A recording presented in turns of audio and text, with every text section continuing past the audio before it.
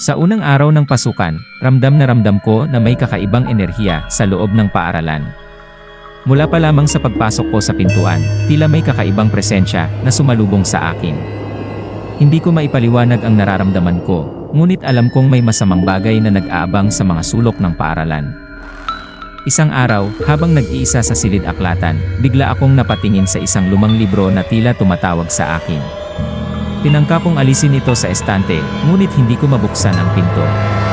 Bigla na lamang bumukas ito ng mag-isa, at doon ko natuklasan ang nakabibinging sikreto ng paaralan. Sa mga pahina ng libro, nakasulat ang mga pangalan ng mga dating mag-aaral na namatay sa hindi malamang kadahilanan. Habang binabasa ko ang bawat pangalan, biglang nagising ang mga multo ng mga yumaw. Ang mga bata ay nakatingin sa akin ng galit at pagkamuhi. Nanginginig ako sa takot habang tinatahak ko ang mga madilim na pasilyo ng paaralan.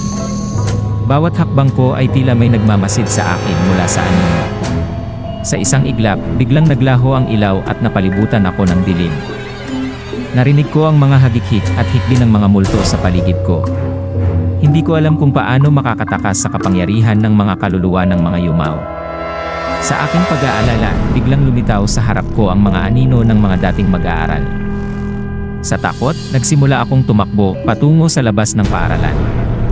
Subalit sa bawat pintuan na dinaanan ko, tila may nagpipigil sa akin na lumabas. Parang isang kapangyarihan ang nagtataboy sa akin palayo sa kaligtasan. Napagod at nanghina ako sa pamumuhay sa paaralang iyon. Sa bawat sulok, may mga multo na naghihintay na kunin ako.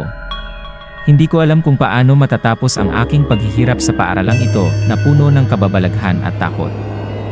Sa huli, natuklasan ko na ang paaralang iyon ay hindi lamang para sa mga buhay, kundi pati na rin para sa mga patay.